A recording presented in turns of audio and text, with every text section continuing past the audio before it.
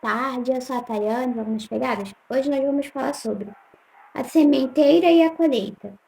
2 Coríntios 9, 2 Coríntios capítulo 9, do versículo 9 ao 15, diz assim: Como está escrito, distribuiu deu aos pobres, sua justiça permanece para sempre. Ora, aquele que dá semente ao que semeia, e pão para alimento também suprirá, e aumentará a vossa sementeira, e multiplicará os frutos da vossa justiça, enriquecendo-vos em tudo, para toda generosidade, a qual faz que por nosso intermédio sejam tributadas, graças a Deus. Porque o serviço desta assistência não só supre a necessidade dos santos, mas também redunda em muitas graças a Deus, visto como na prova desta administração glorificam a Deus pela obediência da vossa confissão, quanto ao Evangelho de Cristo, pela liberalidade com que contribuis para eles e para todos, enquanto oram eles a vosso favor, com grande afeto, em virtude da superabundante graça de Deus que há em vós. Graças a Deus pelo seu dom inefável.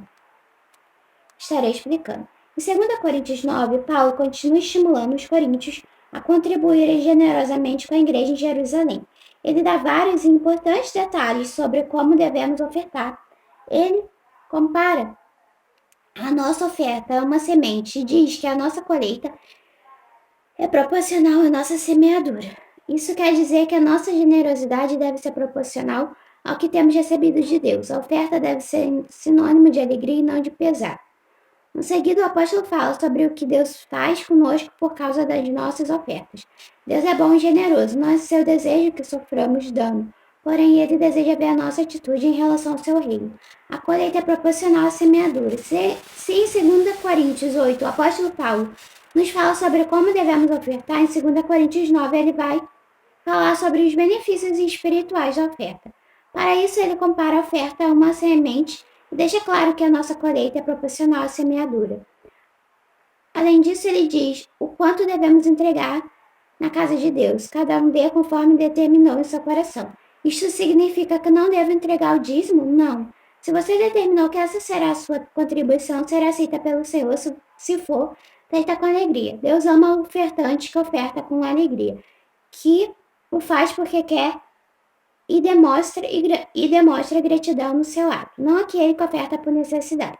É importante lembrar que semente, quando semeada nas condições certas, ela cresce e multiplica. Pois bem, podemos sim dizer que a saúde financeira do cristão passa por sua liberalidade. Portanto, se na sua vida a prática de ofertar ainda não existe, pense bem para que você não retenha aquilo que deve ser entregue ao Senhor como forma de gratidão e para a manutenção da sua casa.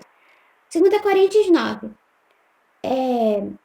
capítulo 9, versículo 9, explicação. Sua justiça diz respeito aos atos de generosidade das pessoas boas. Permanece para sempre. O ato de ofertar traz bênçãos eternas para os que recebem e também para os que contribuem.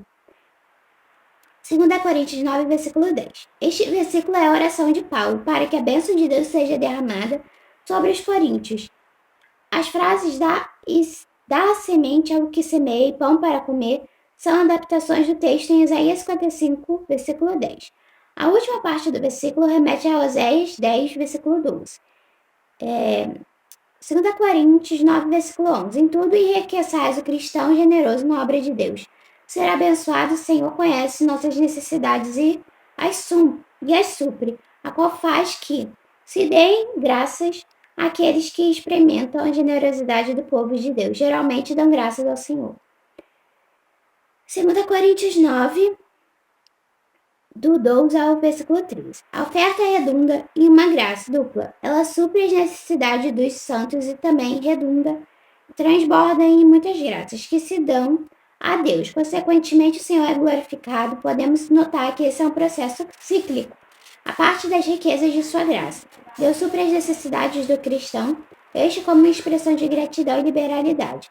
Compartilha dessa abundância com outras pessoas que, por sua vez, direcionam suas expressões de gratidão, ações de graça a Deus em quem a bênção se originou. Se o ciclo se completa, Paulo diz que os santos glorificam a Deus pela submissão que confessais quanto ao Evangelho de Cristo e pela liberalidade de vossos dons para com eles.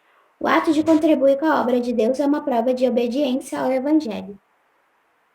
2 Coríntios 9, versículo 14. Sua oração por vós, Paulo já antecipava que a graça de Deus levaria os cristãos de Jerusalém a orar pelos cristãos de Corinto e importar-se profundamente com o bem-estar desses irmãos. 2 Coríntios, capítulo 9, versículo 15. O dom inefável de Deus é seu Filho, Jesus Cristo. Nossas ofertas não irão comparar-se ao sacrifício que Deus fez por nós. E isto afirmo, aquele que semeia pouco, pouco também ceifará. E o que semeia com fartura, com abundância também ceifará. Cada um contribua segundo tiver proposto no coração, não com tristeza ou por necessidade, porque Deus ama a quem dá com alegria. Deus pode fazer-vos abundar em toda graça, a fim de que, tendo sempre em tudo ampla suficiência, superabundez em toda boa obra. 2 Coríntios 9, do versículo 6 ao 8. Pensamento. Conceito bíblico de plantio e colheita se refere ao princípio da multiplicação sobrenatural divina do reino de Deus. Quanto mais semearmos, mais vamos colher. Se for bom que semearmos, colheremos coisas boas. Interessante desta passagem que Deus pode fazer abundar toda graça. Ele pode, mas não significa que é obrigado. Por isso devemos plantar nossas sementes na esperança da colheita. Mas não devemos tornar isso a principal motivação do nosso coração e esperar que Deus obrigatoriamente nos envie a colheita, além do que vale mais nosso galardão no céu do que a colheita aqui na terra. Oração. Senhor, Pai misericordioso, reconheço sua grandiosidade e soberania e sua capacidade de fazer abundar toda graça. Também reconheço sua generosidade e vontade de satisfazer nossos desejos. Então, quando eu plantar minhas sementes, sejam elas de amor, esperança, consolo, fé e piedade, ou sejam elas financeiras e materiais, que eu faça com alegria e não motivado somente pela colheita. Se eu ainda não pratico na minha vida o semear do reino de Deus, me capacita para que eu experimente a graça maravilhosa da multiplicação. Amém. Que Deus possa falar grandemente ao seu coração. Estaremos orando ao Senhor. Senhor, meu Deus, meu Pai, te peço perdão por todos os meus pecados, minhas falhas, meus erros, ó Pai. Senhor, eu no teu trono de glória para te pedir, Pai, que você esteja indo, Pai, ao encontro dos meus irmãos, Pai.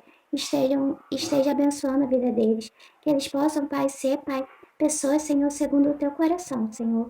Muito obrigado, Pai, por essa mensagem, ó Pai, que o Senhor trouxe aos nossos corações nessa tarde, ó Pai, que o Senhor possa fazer a sua vontade na vida deles, Senhor. Em nome do teu Filho Jesus, Pai, que vive e que reina para todos sempre. Amém e amém.